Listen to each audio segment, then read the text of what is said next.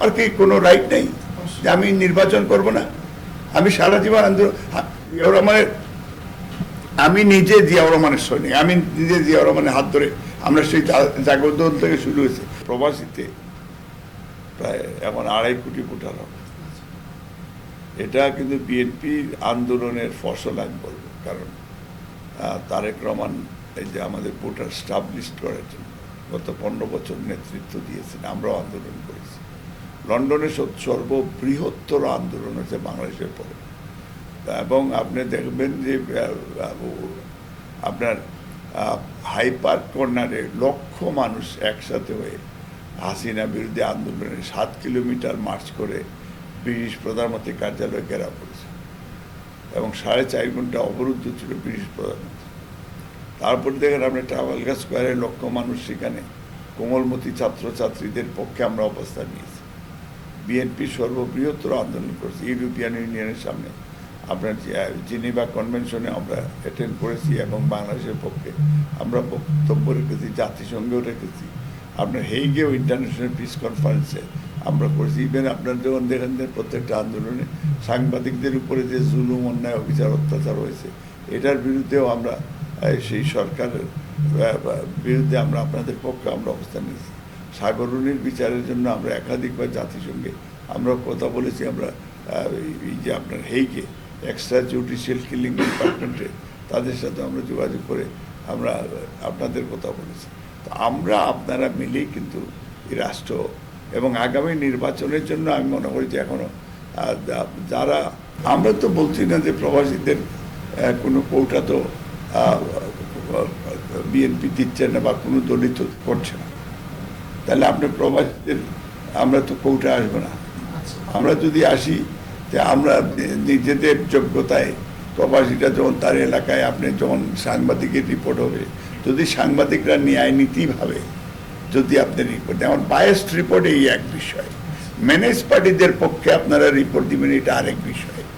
নিরপেক্ষ রিপোর্ট যদি সাংবাদিকরা দেয়, নিরপেক্ষ রিপোর্ট যদি ডিজিএফআই, এনএসআই আপনার দেয়, এসবি দেয়, মানুষের দেয়, তাহলে এইখানে আপনার ফ্রাস্ট্রেটেড কি আছে?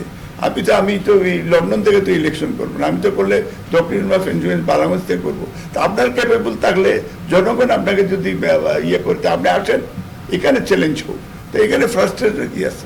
আমার কি কোনো রাইট নেই যে আমি নির্বাচন করব না?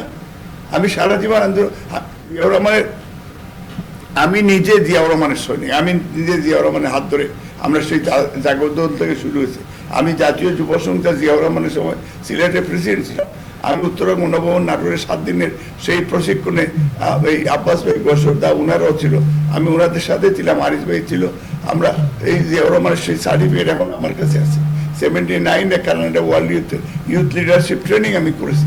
আজকে ওয়ার্ল্ডে বাংলাদেশে নাম্বার 1 অবস্থান নিয়েছি 72টা দেশের মধ্যে কম্পিটিশন করে। ওয়ার্ল্ডের 73টা দেশে আমরা ইউথ লিডারশিপ ট্রেনিংয়ের জন্য আমরা বিভিন্ন দেশে আমরা অংশগ্রহণ করেছি। আমরা তো একদিনের প্রোডাক্ট না, একদিন আমাদের জীবন শুরু হয় নাই। এখন আপনি কেন আপনার হতাশ হবেন? আপনারা ম্যানেজ পার্টি করেন, যারা এই যে ম্যানেজ পার্টি যারা দালালি করেছে, ইভেন লন্ডন থেকে অনেক আসে নাই, গত 15 বছর অনেকে আসেছে, এসে তারা টাকা পয়সা এই দেশে রোজগার করেছে, আওয়ামী লীগের সাথে আতাত করে তারা ব্যবসা বাণিজ্য করেছে। তাদের বিরুদ্ধে তো আওয়ামী লীগ একটা মামলা দেয় নাই তাদের বিরুদ্ধে, তাহলে তারাও নির্বাচন করতে চায়। তাহলে না, মূল্যায়ন কেন? এটা তো আপনি মূল্যায়ন করবেন, এটা আপনি ফেক নিউজ না করে রিয়েল নিউজ যদি করেন তাহলে তো আমার পক্ষে রায় আসবে। আপনি আরেকজনের কথা বায়াস নিউজ দিবেন আপনার, কারণ সাংবাদিকদেরকে তো অনেক সময় মানুষে বিশ্বাস করে। তা আপনার একটা যারা গত সরকারের দালাই করলো এবং তার পক্ষে আপনার হঠাৎ একটা হুট করে একটা নিউজ দিয়ে দিলেন।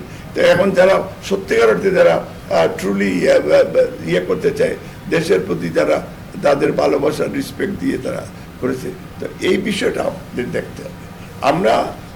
আমরা চাই যে বিদেশ থেকে যারাই আসবে তার এলাকার তার জনপ্রিয়তায়, এবং যদি সেই জনপ্রিয়তায় যদি দেখা যায় যে আপনি সে তার এই ক্রাইটেরিয়া মেনটেন করতে পারবে না, তাহলে সে তো ইলেকশনে জনগণের যদি সেই ম্যান্ডেট মনে করেন যে তাকে দিবে না, তো দল বা অন্যান্য কয়েকটা রিপোর্ট তো নিবে নিশ্চয়ই। আমি যেটা মনে করি যে প্রবাস থেকে যারাই আসছে তারা দেশের এখানে কাজ করতে, তো আমার মনে হয় যেমন এই যে কয়েকজন প্রবাস থেকে আসবে তাদেরকে দল তো একটা না একটা জায়গায় নিতে হবে। আপনার দেশে যারা আন্দোলন করেছে তাকে দল একটা না একটা জায়গায় নিতে হবে। তো সে সবাই মিলে কিন্তু আমরা এই কাজ ইনজাস্টিস করা উচিত হবে না, কারণ ইনজাস্টিস কেন করবে না? আমি কি আন্দোলন করছি ফর নাথিং? এই দেশের জন্যই তো করেছি। আরেকজন আন্দোলন করেছে সেই তো দেশের জন্য করেছে, তাই আপনি কেন ইনজাস্টিস করবেন? যারা সত্যিকারের ট্রুলি আন্দোলন করেছে তাদেরকে তো এই মূল্যায়ন করবেন নাকি?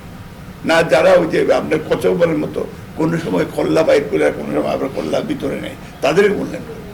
এটা খেয়াল রাখতে হবে। টাকার কাছে বিএনপি মাথা নত করবে না, টাকা দিয়ে বিএনপি নমিনেশন বিক্রি করবে না ইনশাল্লাহ, এটা আমি আপনাকে কনফিডেন্স নিয়ে বলতে পারি।